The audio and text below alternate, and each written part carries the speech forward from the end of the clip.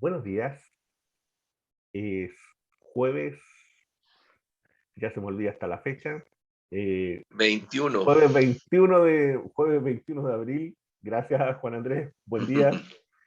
Buen día. Estamos con Juan Andrés Lagos, periodista, integrante de la Comisión Política del Partido Comunista, como siempre analizando la semana política en Crónica Digital. Y bueno, ha sido una semana tremendamente noticiosa, muy noticiosa, tanto a nivel internacional como a nivel nacional.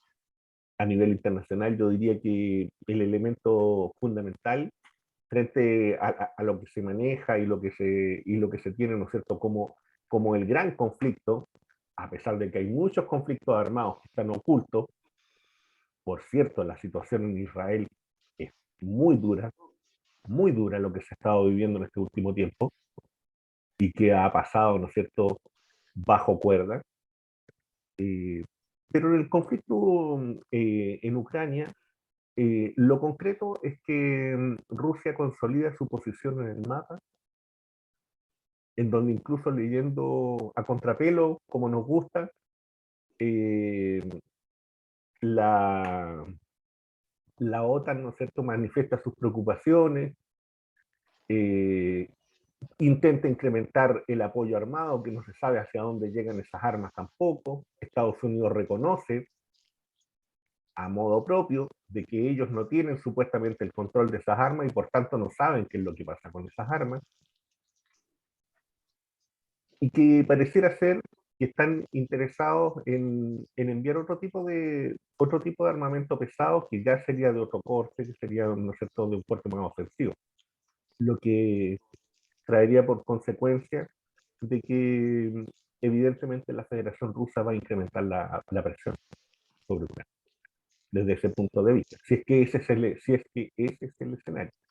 Pero en lo concreto, la Federación Rusa avanza, eh, Mariupol está bajo control de la Federación Rusa, y a paso agigantado, ¿no es cierto?, se va estableciendo el camino que conduce a Odessa y seguramente a otros espacios que estarán considerados más adelante.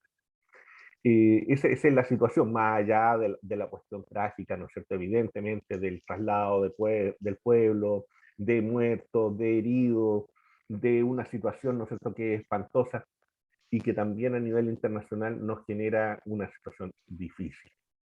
Eso en primer lugar. Segundo, en Chile se da, bueno, lo que copó la agenda, ¿no es cierto?, el tema de los proyectos de retiro, de fondo de pensión, ambos fracasados, donde la pregunta de fondo es siempre quién gana y quién pierde.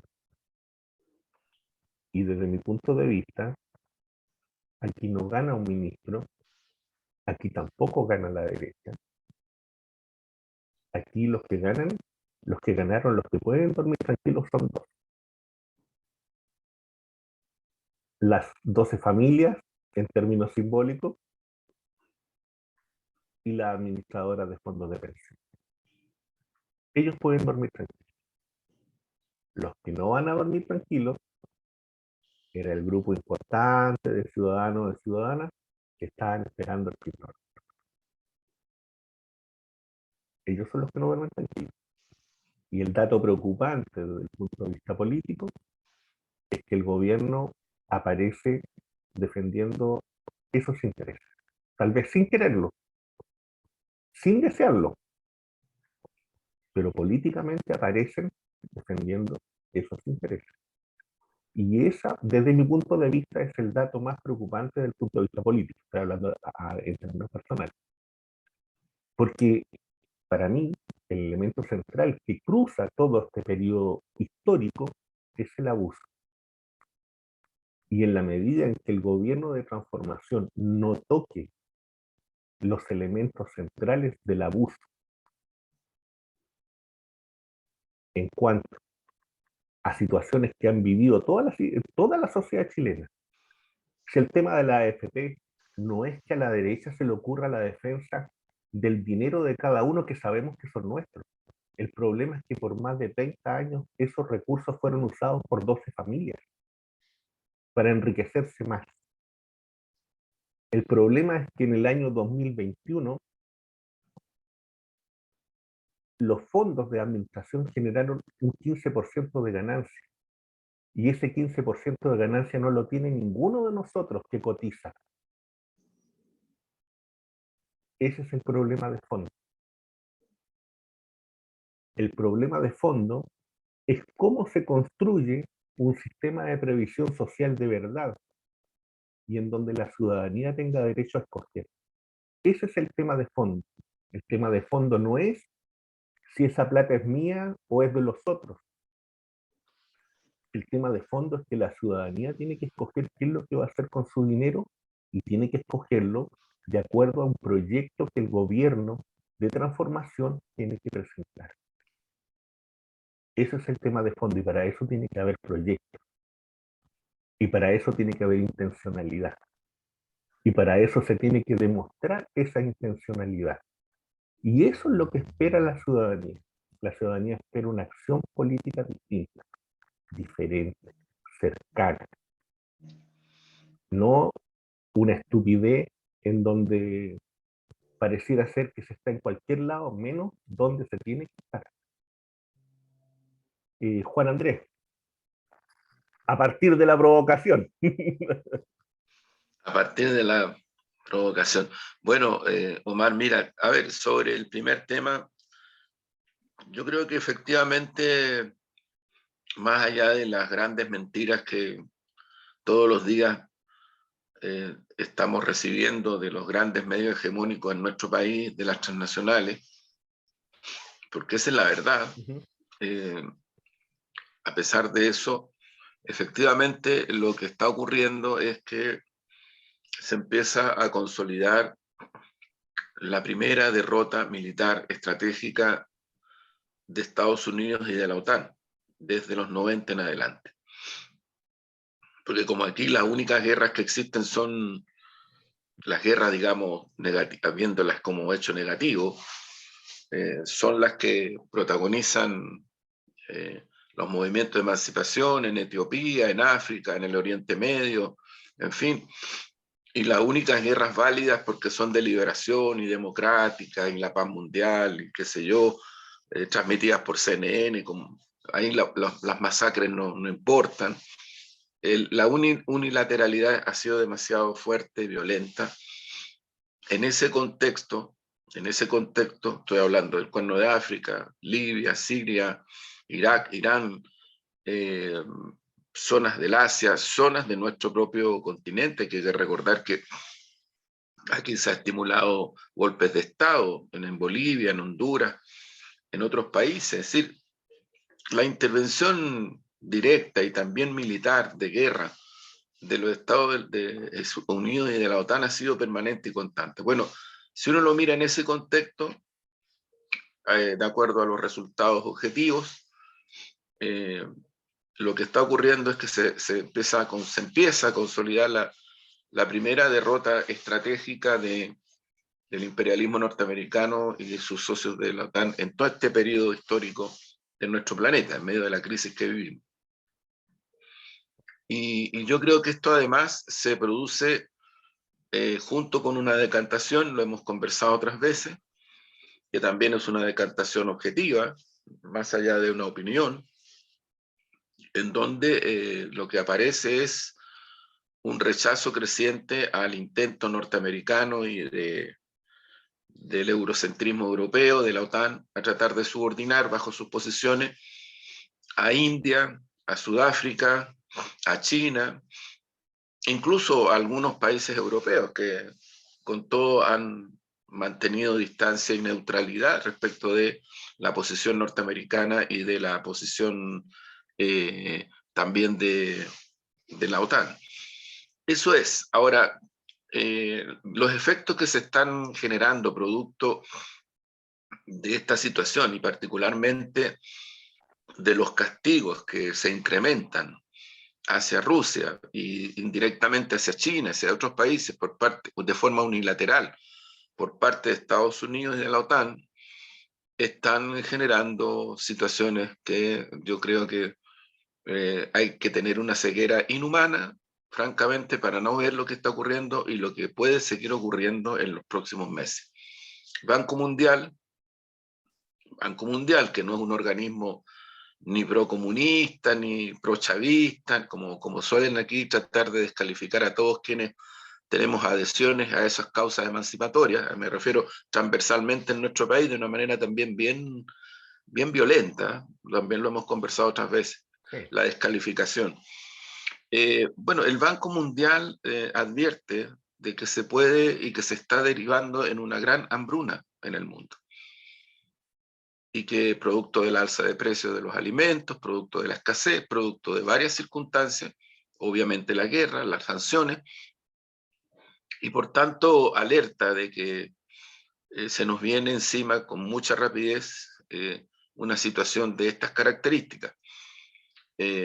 Y a eso hay que obviamente instalarle el contexto de la pandemia, pero también instalar el contexto, no nos podemos olvidar, que la crisis de la economía mundial capitalista es previa a la pandemia, se agudiza con la pandemia, pero es previa a la pandemia. O sea, no es que ahí hay un error, creo yo, de diagnóstico en Chile, cuando se dice de que con tanta rapidez se dice de que hoy día estamos en un momento económico distinto porque estamos superando la pandemia, porque hay reactivación y otras cosas más. Yo creo que es demasiado episódico ese diagnóstico, me parece un poco peligroso, porque todo lo que se nos viene encima del cuadro mundial, siendo Chile un país extraordinariamente subordinado a la economía norteamericana, no a cualquier economía, muy dependiente. Nosotros somos una economía brutalmente dependiente de la economía norteamericana. Disculpa, Juan Andrés, Bueno, solamente para agregar, yo creo que sí, no consideran el elemento de la caída del muro de Manhattan el año no lo 2008. consideran, no, porque es una ceguera tremenda, es un fanatismo muy grande el de la gente neoliberal y gente neoliberal no solo de derecha, sino que de centro, incluso que se dicen de izquierda. O sea, el neoliberalismo en este país tapizó la élite política casi globalmente. No, esa es la verdad. Hay muy poco pensamiento original, pensamiento propio. Pero entonces no se ven o no se quieren ver cosas que son objetivas. Se está pronosticando esto por parte del Banco Mundial. Yo no creo que el Banco Mundial haga un pronóstico de esa dimensión sobre la base de la nada. Uno podría decir, están exagerando, uno podría decir, no sé, están induciendo ciertas cosas, en fin. Fondo Monetario Internacional.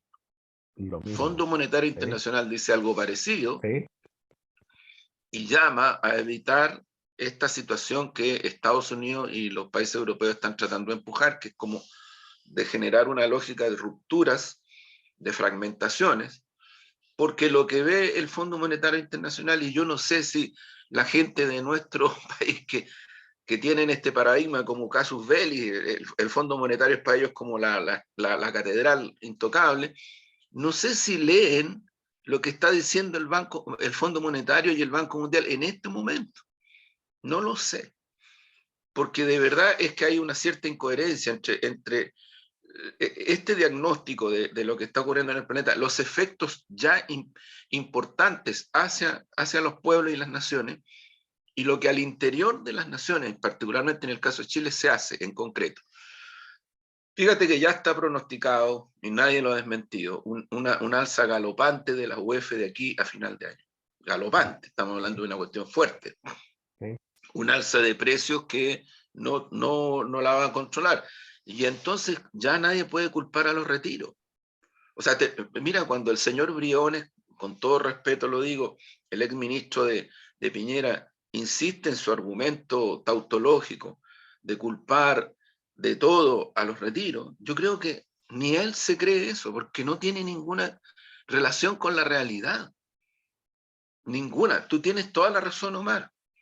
Al final de cuentas, más allá de ciertas circunstancias episódicas que son muy importantes, concretamente lo que ocurrió en el Parlamento el día lunes, y los efectos de eso en el terreno económico, social y político.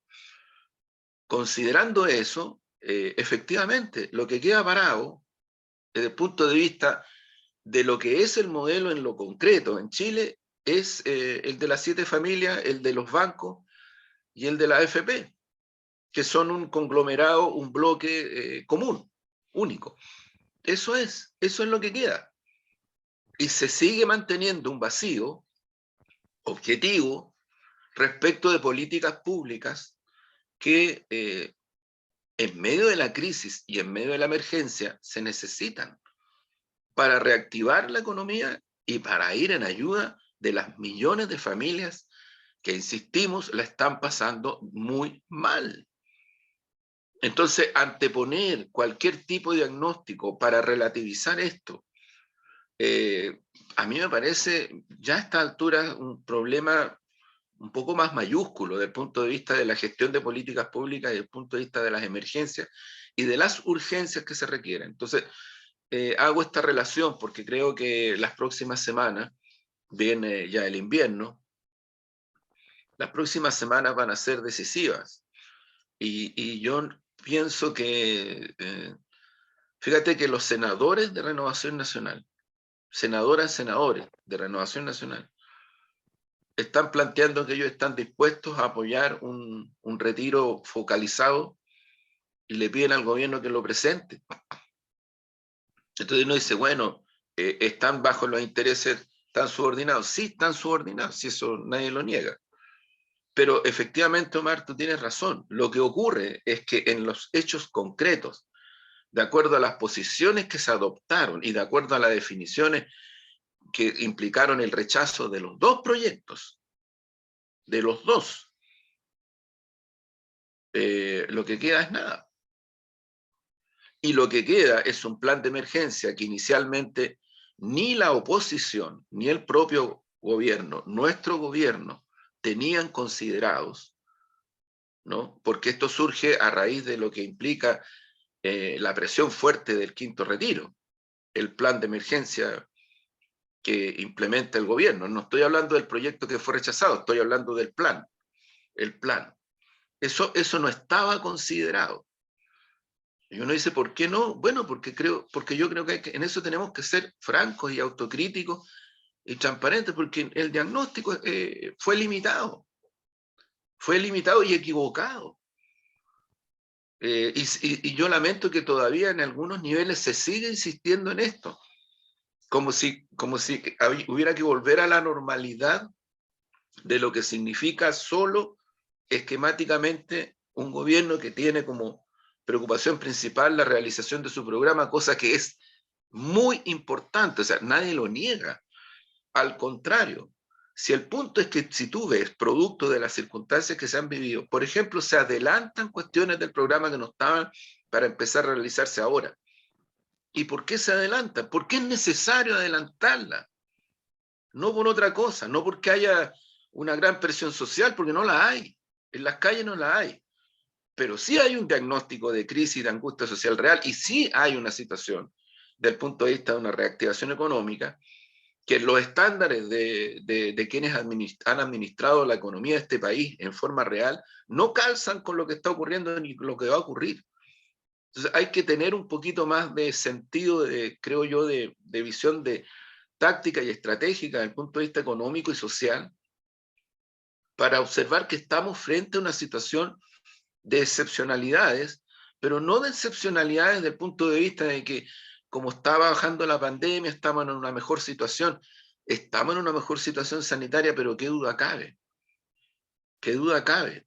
Qué duda cabe. Qué duda cabe que las vacunas han sido una cuestión muy importante. Pero decir a partir de aquello que estamos entrando en una especie, entre comillas, de normalidad en el terreno social y económico es un error garrafal. Yo creo que si no nos apuramos, digo como gobierno porque me siento absolutamente involucrado, a pesar de que yo el otro día le decía a Omar, así, de repente hay demasiado bullying a opiniones críticas y propositivas que no se encuadran estrictamente en un determinado marco, y ocurre que los que han llevado adelante durante este cortito mes las políticas de gobierno tienen que asumir que hay cosas que se han hecho re mal nomás, po. Esa es la cuestión concreta, no hay otra cosa. Entonces, digo esto porque también los bullying, uno siente que estas descalificaciones tan rápidas y a veces un poquito violentas no calzan en un cuadro como el que estamos viviendo, donde se requiere precisamente propuesta, opinión crítica, opinión propositiva, en fin. Y sabe, disculpa Juanito. Perdona, Omar, solo Sí, un punto dale, para cerrar esto. O sí. sea, lo que quiero enfatizar es lo siguiente.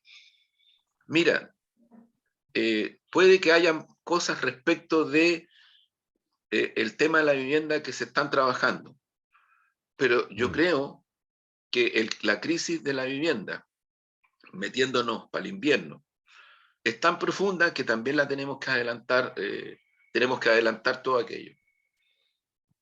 Hay que adelantarlo, porque si no te va a golpear en la cara. Y te va a golpear en la cara, porque ocurre de que la situación de las miles y miles de familias que están viviendo en campamentos, que están viviendo en situaciones de carencia muy profundas, va a cambiar todavía más en la medida en que nos acerquemos y nos vamos acercando ya a la baja temperatura, al alza de los precios, de que todos proyectan que no se va a parar y no hay retiro, por lo tanto ya no hay forma de responsabilizar a eso. La proyección es que las alzas de precios no se van a parar, que la inflación que proviene desde afuera y que también está siendo parte de la especulación en nuestro país, si no se interviene, no se va a parar. Entonces creo que en ese sentido hay cuestiones que a mí me parece de gestión política, lo decíamos en el programa anterior, que necesitamos afinar con prontitud y con urgencia.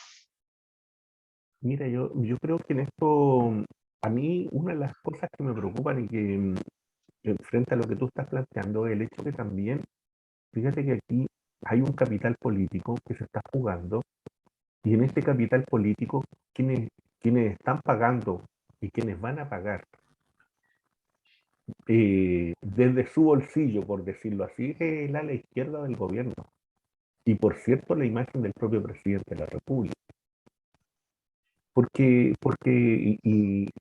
Y lo digo de manera muy personal, ¿ah? Porque desde el punto de vista de la historia del Partido Socialista, y lo digo también con respeto, su vinculación con el mundo de la AFP es de larga data.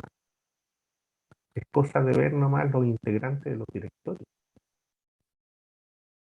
en los últimos 30 años. Suficiente, suficiente. Entonces a ellos no les va a tocar porque la gente sabe perfectamente lo que son y lo que han sido. La gente conoce quién es Jimena Rincón. Muy respetable, pero parte también de la defensa de las AFP. E insisto, el tema no es la administración en sí misma. El tema es que aquí hay recursos que se ocuparon durante largos años para incrementar la fortuna de gente que aparece en Forbes. Ese es el tema. Y ahí está el abuso. Y frente a ese abuso es el que hay que actuar. ¿Cómo se va a actuar? Bueno, la administración política tendrá que decidirlo. Uno desde un espacio de comunicación, desde un espacio de análisis político, lo que está haciendo es el diagnóstico del problema. Abuso. Ese mismo abuso está instalado en otras áreas. Y por eso es muy buena noticia lo que hace la Convención Constitucional, que va dando pasos correctos en términos de los derechos sociales, en términos, ¿no es cierto?, del derecho a la salud, en términos, discutiendo todavía el tema de la educación y otros ámbitos, pero hacia allá, ese es el punto, ese es el camino, ese es el horizonte. Y yo creo que ahí se viene dando una señal que es poderosa en estos días y que yo creo que la ciudadanía la va a recoger muy bien en la medida de también que se comunique, porque también hay otro elemento también dentro de esta situación, y es el hecho de que frente al tema del abuso también hay un abuso comunicacional. Y este abuso comunicacional, el Estado de Chile también lo ha permitido. ¿Y cómo lo ha permitido? Muy sencillo, pues. Vea cómo se reparte, ¿no es cierto?, la asignación de recursos del Estado a los medios privados,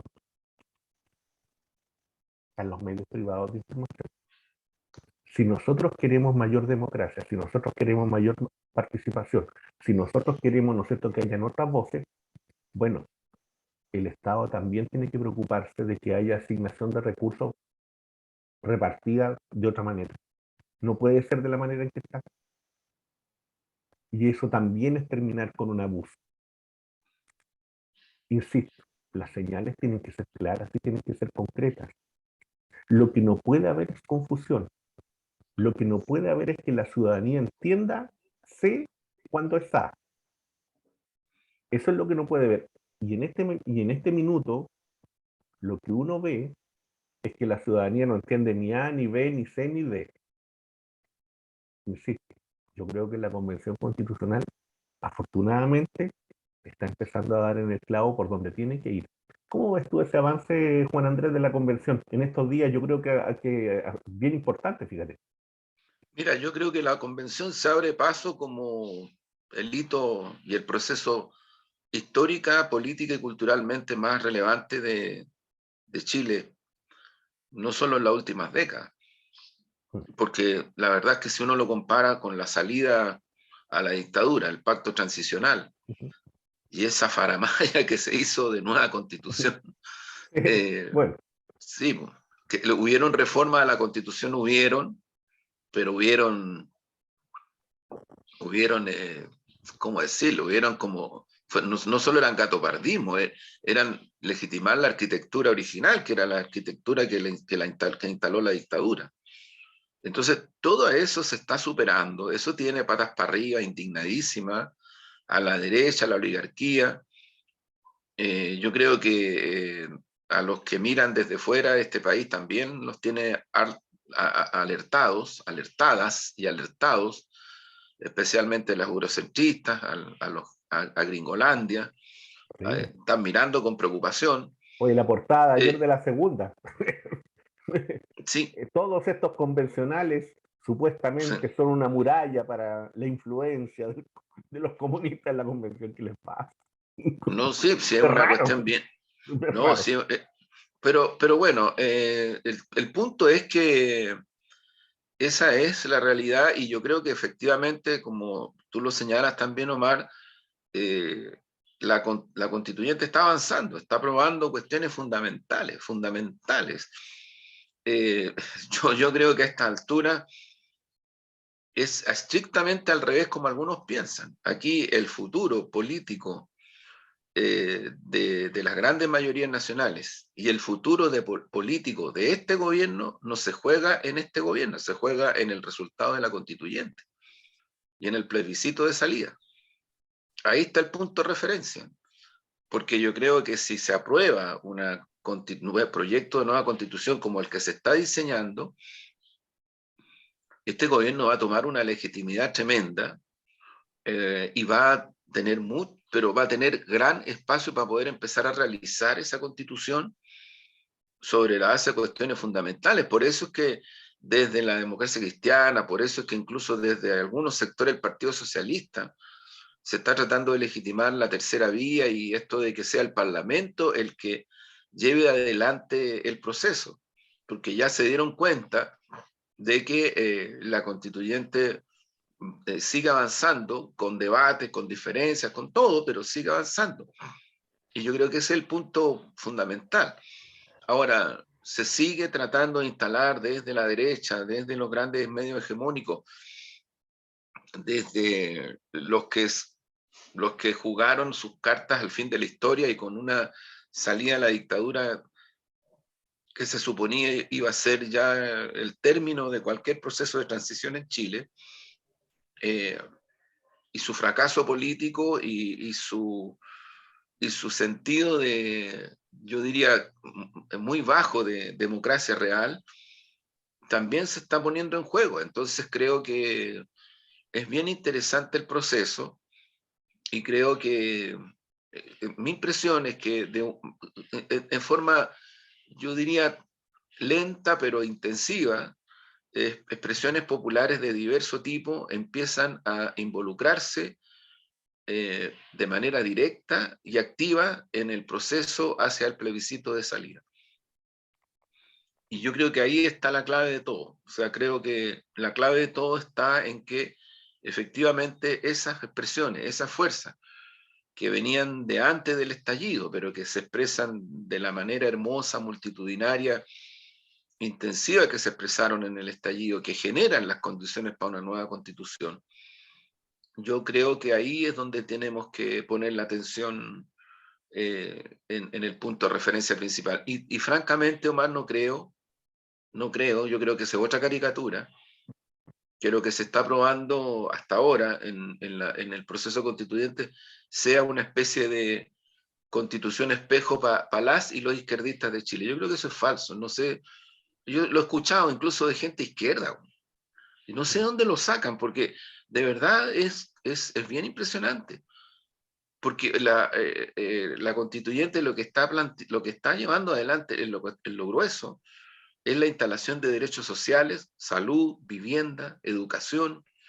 Está instalando cuestiones fundamentales como los derechos laborales, la relación capital-trabajo. Está instalando un paradigma concreto medioambientalista en medio de la crisis tremenda que tenemos en el planeta y en Chile, el tema del agua. Está instalando el tema de la nacionalización de las riquezas naturales.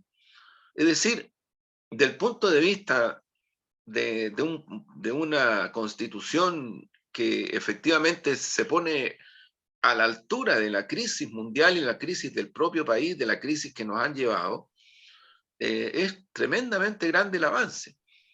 Y yo siento de que las caricaturas de que es muy izquierdista, de que no estamos todas y todos adentro, en fin, son caricaturas nomás, porque todas y todos somos las y los millones que vivimos en este país y no una élite de unos cuantos miles. Esa es la realidad. Mira, yo creo que la convención hoy día está haciendo el juego que nosotros esperábamos que hiciera. Nosotros hemos titulado muchas veces, a veces en los programas con alguna cosa, hablamos del juego sucio en un momento dado, y cuando hablamos del juego sucio no estábamos hablando en términos éticos sobre el uso o abuso de los medios de comunicación. Estamos diciendo que esa es la cancha en la que se está jugando. Y que cuando uno juega en una cancha, también el adversario puede usar la estrategia del juego sucio, que es lícita mientras se esté jugando al límite, mientras no haya tarjeta roja. Pero es lícito, pues. Entonces, que la derecha y que los sectores que quieran defender la Constitución del 80 y la Constitución de Ricardo Lagos usen su medio de comunicación para confundir, usen su medio de comunicación para atacar la convención, está dentro del juego. El tema es cómo los convencionales y cómo el gobierno, que quiere que también haya una nueva constitución, juega en esa cancha. Ese es el tema. El tema no es el juego sucio. El tema no es el Mercurio, ni la Tercera, ni Chilevisión, ni Megavisión, ni no sé quién. El tema no es ese. El tema es desde dónde se juega. Hoy día la convención está jugando bien. Está tocando la pelota con quien tiene que tocarla y está haciendo goles. Ese es el punto. Y esa es la preocupación del adversario. Que pese al Claro, juego sucio, pese a todo eso, no pueden impedir Omar, porque el curso de la historia.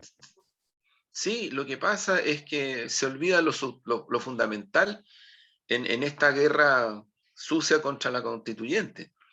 Y es que el pueblo chileno en el proceso electoral más votado de Chile durante décadas y décadas, donde participó más gente, se eligieron a constituyentes, la mayoría no provenientes de partidos políticos, sino que provenientes de expresiones sociales, territoriales, sectoriales, lo que tú quieras. O sea, el Partido Demócrata Cristiano, no sé cuándo va a asumir que tiene un solo constituyente. Porque parece que si uno ve los medios hegemónicos y los medios propios de la propia democracia cristiana, parece que fueran muchos, ¿no? Y no son, es uno solo. Y tiene todo el derecho a opinar y a expresarse en todos los niveles. Pero lo que quiero remarcar es que si uno mirara desde fuera de lo que aparece en los grandes medios, esto es como el revés. Quienes son minoría parecen mayoría desde el punto de vista de los espacios de opinión y propuesta.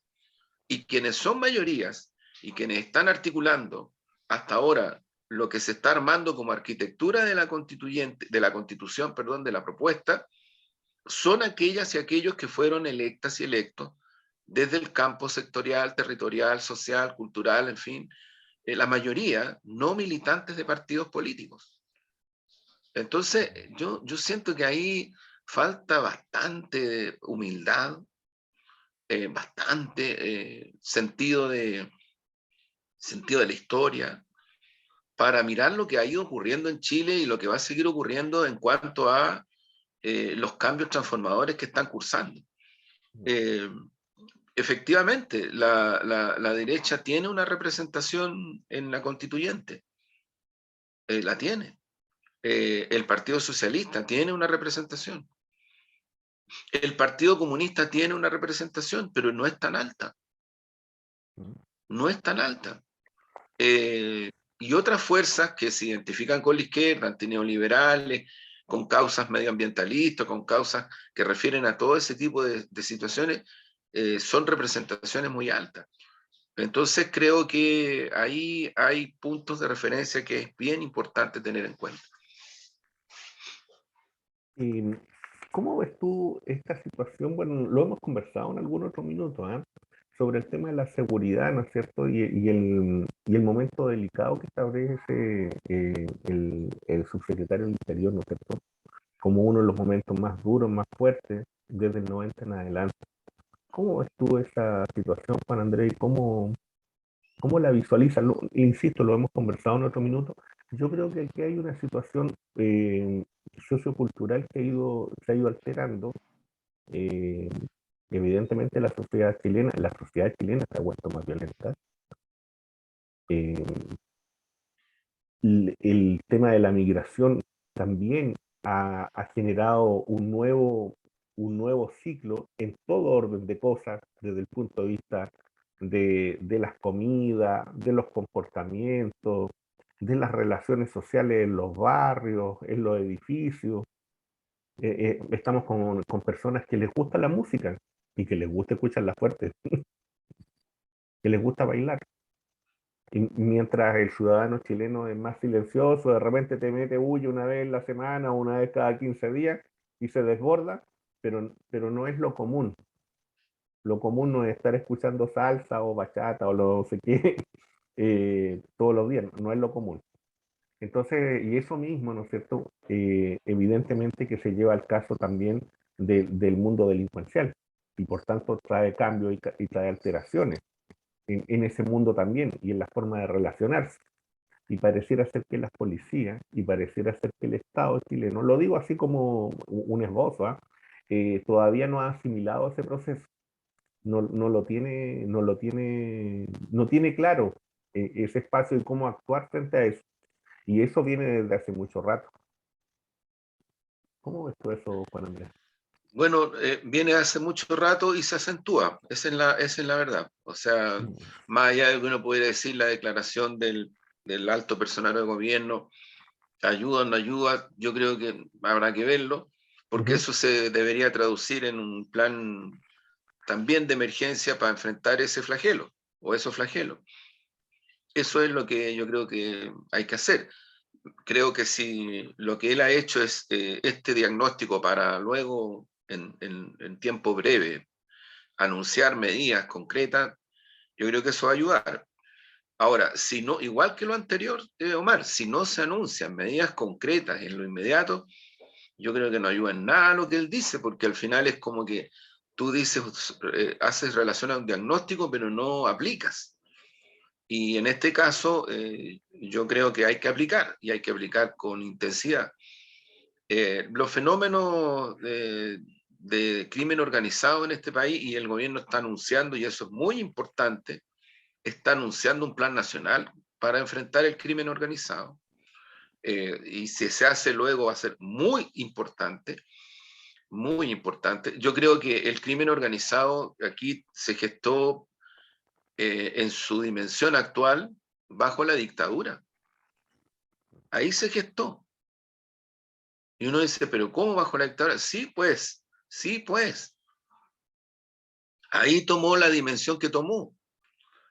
Y uno dice, bueno, pero con militar y con toque de queda. Sí, pues, así fue.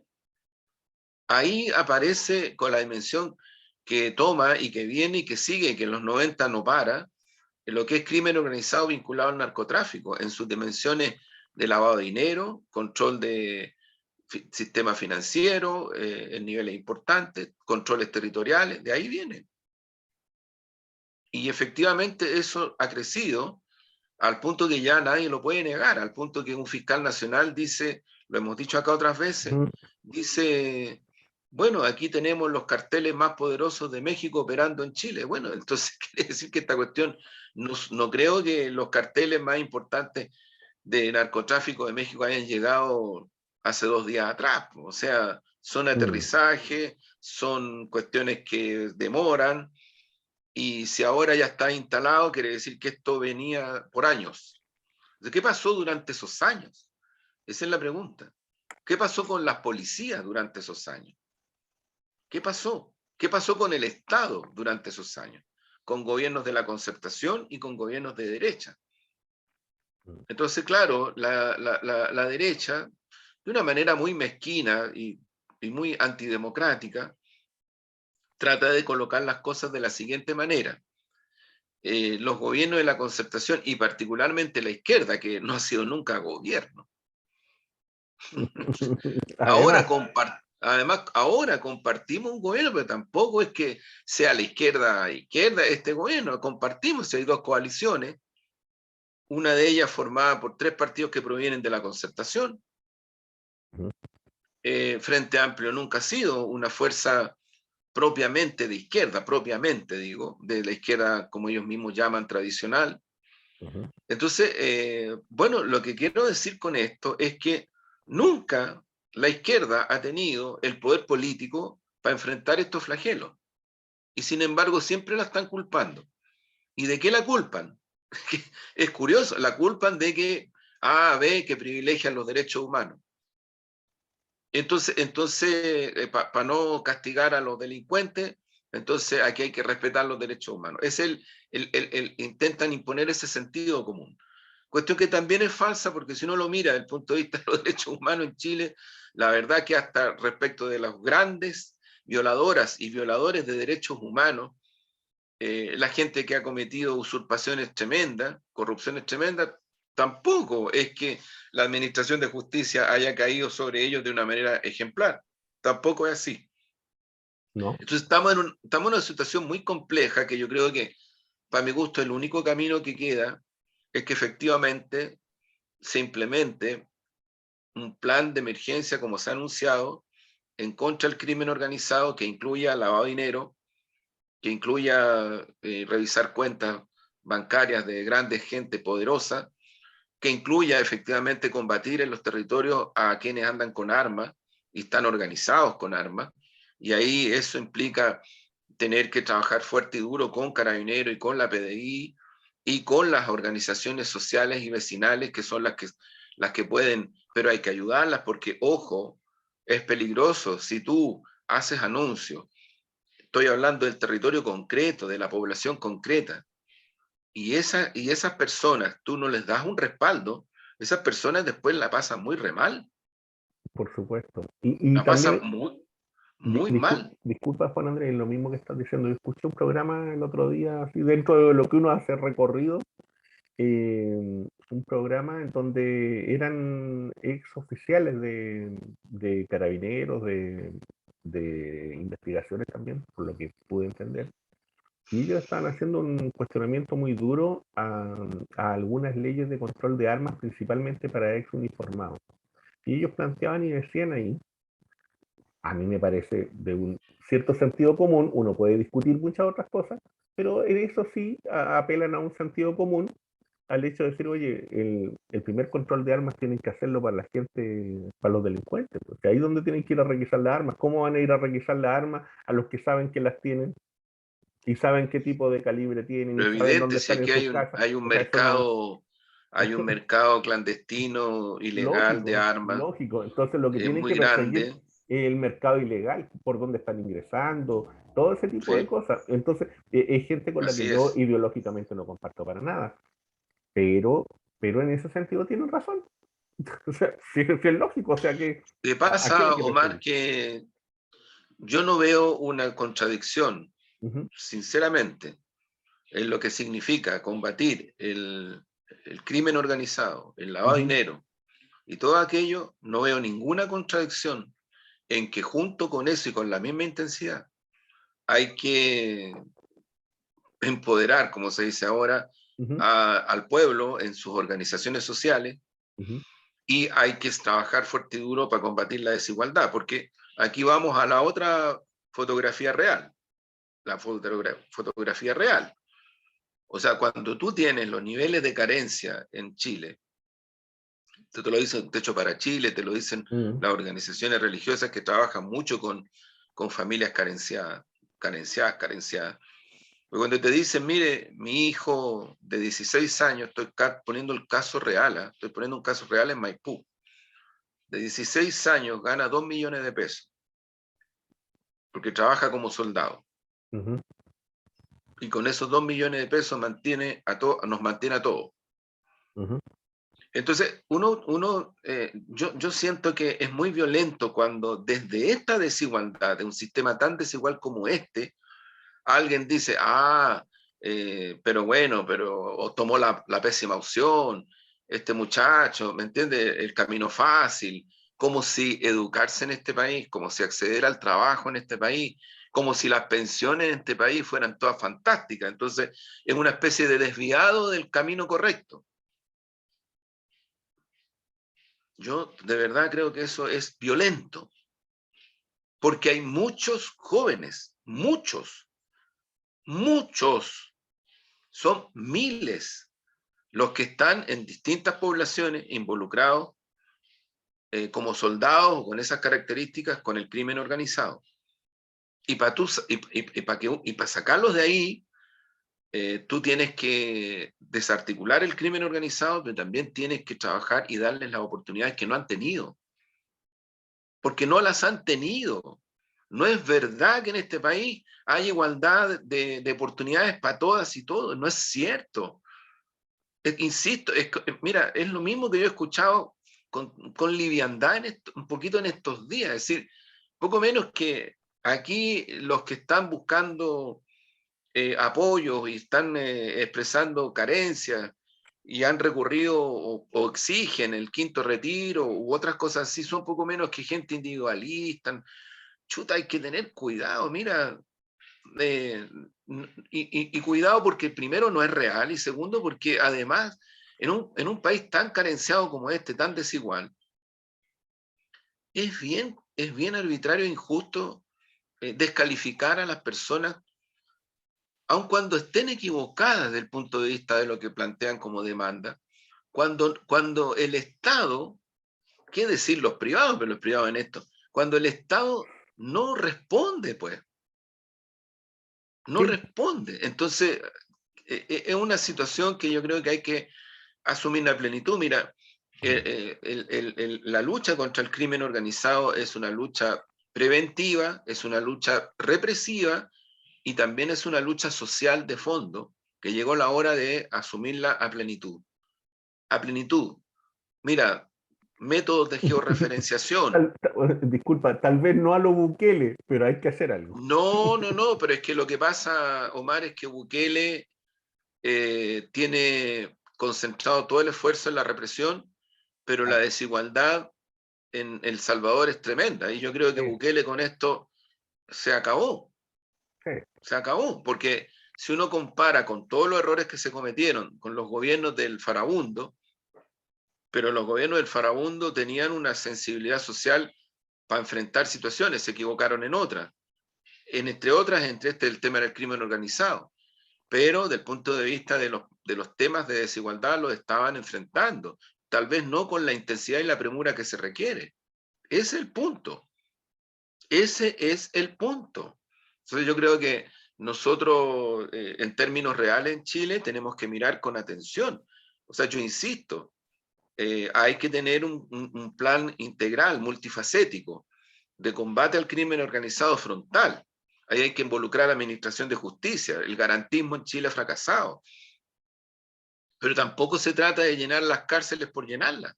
Tú tienes que llevar adelante planes de rescate social, porque no es cierto que las muchachas y los muchachos de los territorios en donde se producen las mayores desigualdades tienen las mismas oportunidades en términos de educación, de salud, de trabajo, de salario, de todo. No las tienen, no las tienen. Y por lo tanto, eso es lo que hay que enfrentar. Son situaciones que tienen esas características y me parece que es más importante ahora enfrentarlas con políticas públicas realistas y humanistas. Juan Andrés, para ir cerrando, Muy bien. y por qué uno no lo puede dejar pasar tampoco? Oye, bueno, el domingo pasado hubo una actividad muy bonita que tiene que ver, ¿no es cierto?, con una conmemoración, un homenaje que se hizo a hombres, mujeres, que, bueno, dieron su vida en otros lugares, chilenos, chilenas que dieron su vida en otros lugares, que son considerados combatientes internacionalistas, ¿no? Eh, y fue un muy bonito homenaje organizado por organizaciones sociales, ahí evidentemente están los partidos de algunas izquierdas. Pero fíjate que eso se da en un contexto donde arrecia la crítica al alcalde Jadwe por declaraciones que hace sobre Venezuela. Parece que decir Venezuela o República Bolivariana aquí pareciera un pecado terrible, o decir Sí. Nicaragua pareciera ser que fuera una cosa espantosa, así, no sé, mm, como hablar de los peores pecados de la humanidad, y, y se rompen vestiduras, y se echan harina, no sé qué otras cosas hacen, no sé, como para insultar en definitiva a quienes tienen una posición distinta. ¿Cuál es la lectura que tú haces desde No, yo, tu lectura Omar, personal, ¿no?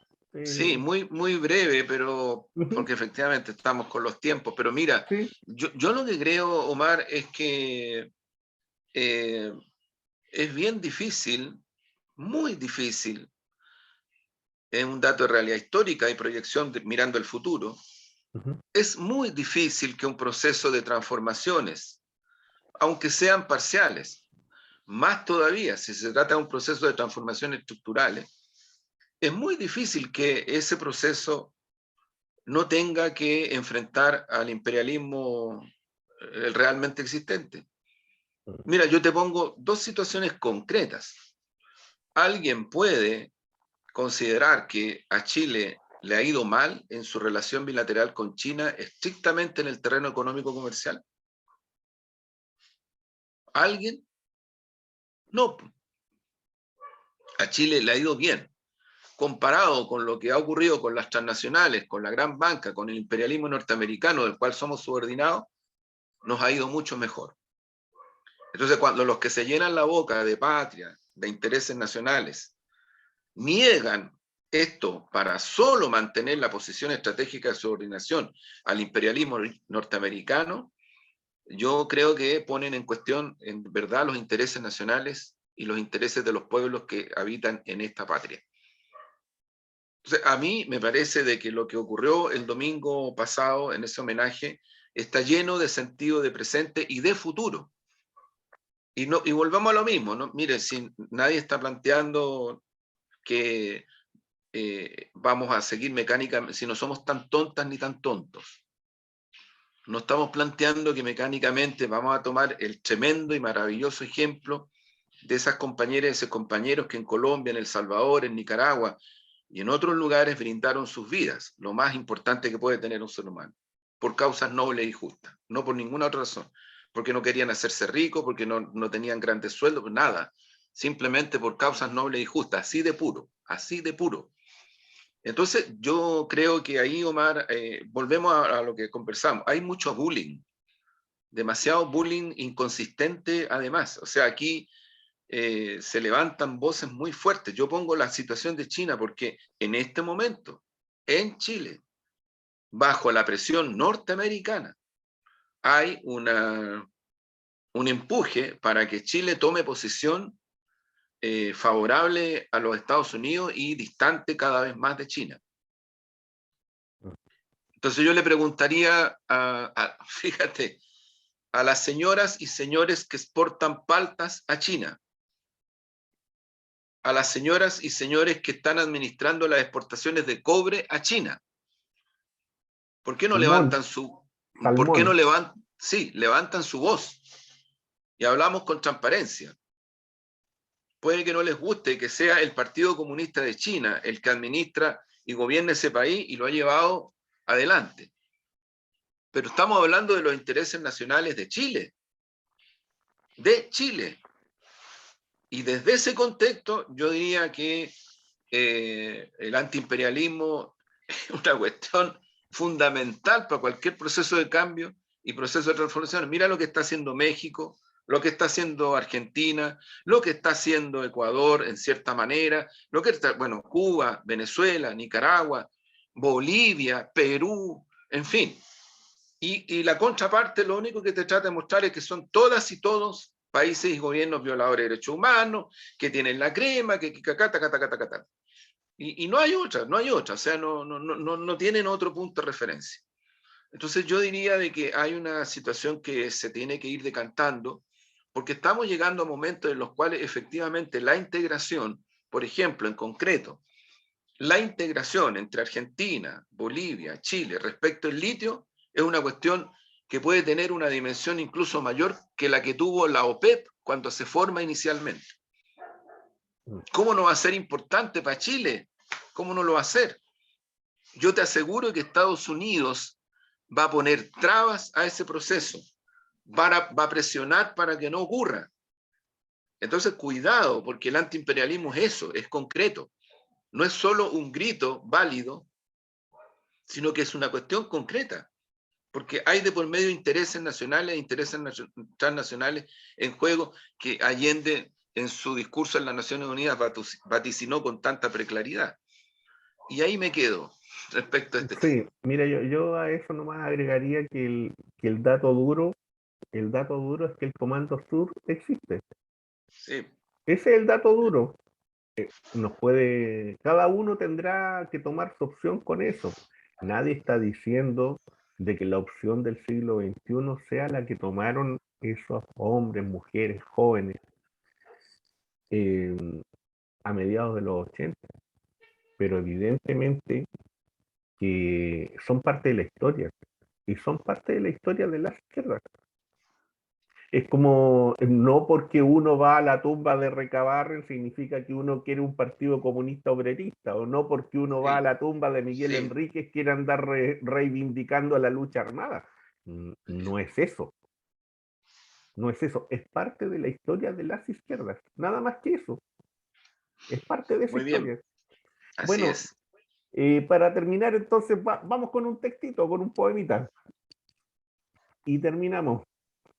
Eh, Palomas. Las palomas son atraídas por la Biblioteca Nacional. Se abren paso en plena Alameda, ingresando al monasterio de los libros. Buscan refugio, buscan eso que allá afuera cuesta encontrar. Revolotean por las salas de lectura, sacuden sus alas, secan su cuerpo con el pecho a contraluz, para luego acurrucarse y mirar de reojo a un entumecido lector. Buena, Así gracias. vamos. Así Que vamos. estén Muchas muy gracias, Omar, bien. por la poesía. Vayan a Chao. Crónica Digital, al Café Vayan. Crónica Digital. Así es. Suscríbanse al canal y Así es. un like nunca está de más. Que estén muy bien. Nos vemos. Chao, chao. Chao. Chao, Chao, chao. chao.